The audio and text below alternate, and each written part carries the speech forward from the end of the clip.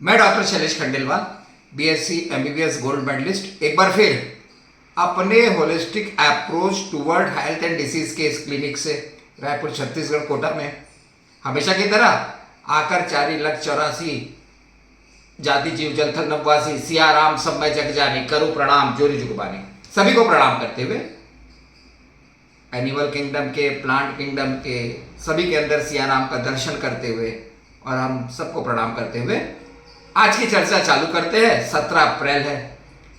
अब जैसा कि हमने आपको बताया था, हमारा होलिस्टिक अप्रोच का यह संस्थान है जहां हम सभी पैथियों के साथ अच्छे से इलाज करते हैं। जो भी हम यहाँ बताते हैं ध्यान रखें, अपने डॉक्टर की दवाई कभी ना बंद करें। हम एड ऑन में डाइट क्या है, एक्सरसाइज क्या है, दुआ क्या है, एफर्ट बताते हैं। हमारा नारा है मिनिमम मेडिसिन मैक्सिमम एफर्ट। भाई दवाई कम ले, एफर्ट ज़्यादा करें। तो मिनिमम मेडिसिन मैक्सिमम एफर्ट्स मतलब प्रयास। अब ये प्रयास आहार से हो सकता है, व्यायाम से हो सकता है, कुछ आध्यात्म की तरफ से हो सकता है। तो आज का भी एफर्ट आध्यात्मिक है।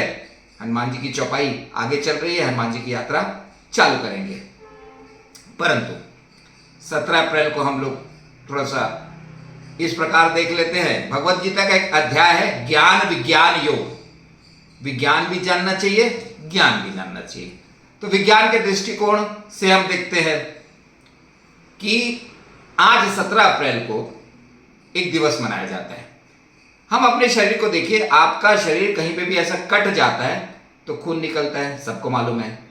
पौधों को काटे तो खून नहीं निकलता, उनका कलर हरा है, हमारे अंदर कलर लाल है, खून निकल जाता है। आप लोग बैंडेज लगा देते हैं, रुई लगाते हैं, डॉक्टर लोग बैंडेज कर देते हैं तो खून जम जाता है। सब लोग बोलते हैं ना खून जम गया। खून जम गया क्या? और अब यदि मान लो किसी का खून नहीं जमे तो क्या होगा? तो उसका खून बहते रहेगा, खून बहते रहेगा। अब ना जमे थे तो बड़ा कठिन बात हो जाएगी।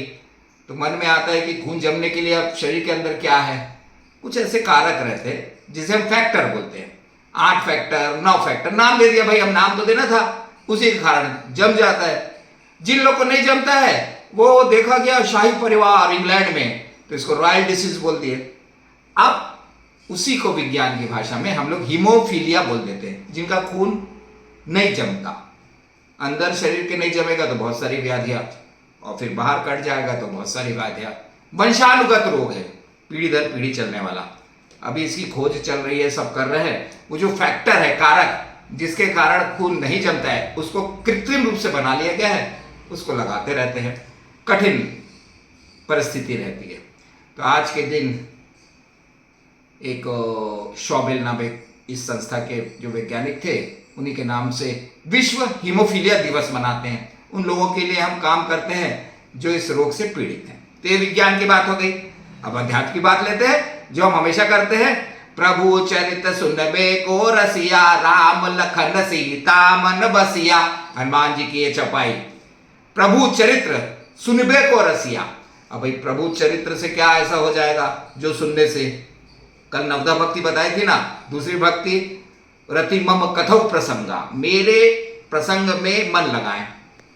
हम जब आज से जब नई नई डॉक्टरी चालू किए थे, 92-93 की बात होगी, हमारे पास एक व्यक्ति आते थे, वो अखंड रामायण का पाठ खुद कराते थे, लोगों के यहाँ जाते थे।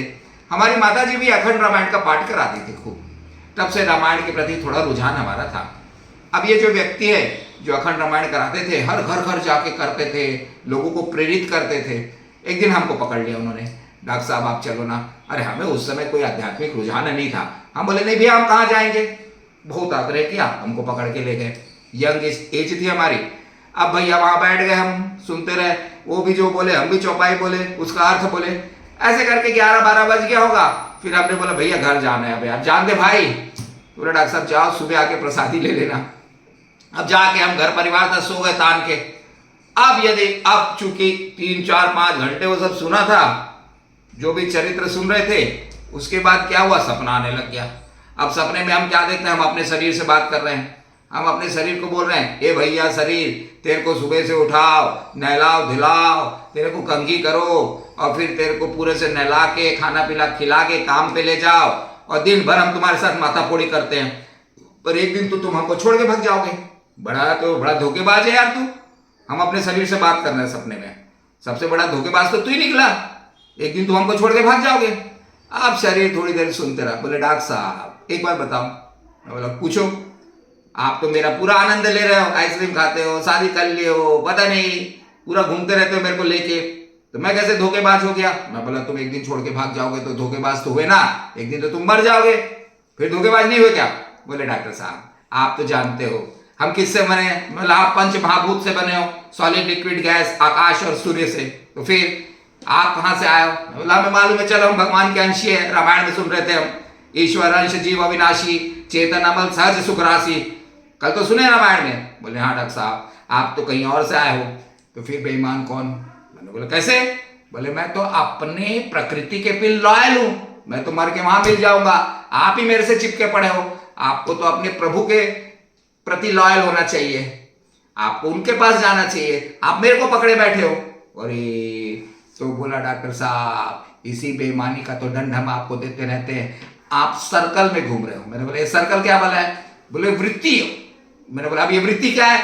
बोले गोलाकार, कभी कुछ कास्ट्यूम पहनते हो, कभी कुछ कास्ट्यूम पहनते हो, आपको तो सीधी सीधी रास्ता चलना चाहिए और बढ़िया अपने घर जाओ। अरे यार मैं बोला तो मेरे को नया ज्ञान दे दिया कि हम बेईमान हैं। बोले बिल्कुल डॉक्टर साहब इसी बेईमानी का दंड हम आपको देते हैं या प्रकृति आपको देती है। मैंने बोला यार तू नया नया फंडा मेरे को सिखा दिया। बोले बिल्कुल, तो फिर क्या करना है हमको? बोले हम आपके पास है ना, जैसे आपके पास कोई आपने कार खरीद ली तो आप उसको गंदा करते हो क्या? मैं बोला नहीं करते। तो आप मेरे को क्यों गंदा करते हो? क्यों दारू पीते हो, क्यों सिगरेट पीते हो, क्यों सब करते हो? तो आपको जिंदगी में व्यवहार रखना है, इस संसार से प्यार मत रखिए। अरे मैंने बोला यार ये व्यवहार वाला ज्ञान अच्छा हमेशा टिका देता है तू। व्यवहार रखो, अपने से व्यवहार रखो, परिवार से व्यवहार रखो, पिता के प्रति व्यवहार रखो, देश के प्रति, समाज के प्रति, विश्व के प्रति। बोले डॉक्टर साहब यही तो सिखाते हैं और क्या सिखाते हैं? अरे मैंने बोला फिर मेरी नींद खुल गई। मैं बोला चलो सपना था भाई। फिर मैं दौड़ते दौड़ते उन्हीं के पास गया, उनको बताया सपने के बारे में। तो बोले डॉक्टर साहब 4 घंटे सुने हो आप, 4 घंटे सुने हो आप, और उसके बाद ये हालत है। प्रभु चरित्र सुनबे को रसिया, 4 घंटे चरित्र आप सुने हो। राम लखन सीता मन बसिया, और राम लखन सीता आपके हृदय में जग गए। तो मेरे को समझ में आ रहा है तो बहुत बढ़िया। तो उसी के बाद हमने निर्णय लिया कि धीरे धीरे हमने रामायण पे बोलना चालू किया और सभी को सिखाते रहते हैं। प्रभु चरित्र सुनबे को रसिया, राम लखन सीता मन बसिया। चरित्र सुनने से, 4 घंटे सुनने से तो ऐसा सपना आ गया। अब ये जिंदगी भर सुनाते रहेंगे तो सबको अच्छा होते रहेगा।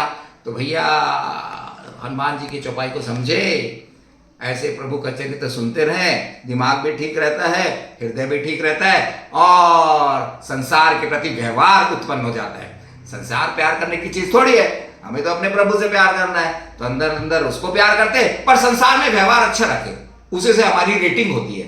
तो हमारे को समझ में आता है। उसने सपने में बोला था कि भैया शरीर संसार को दे दो, संसार में झोंक दो। तो भैया हम दिन भर अपनी डॉक्टरी भी करते रहते हैं, आपको भी यहाँ सिखाते रहते हैं जो हमसे बन पड़ता है। ये शरीर को संसार को दे दिया और फिर हम चले अपने घर। तो इसलिए जय हिंद, जय भारत, जय छत्तीसगढ़।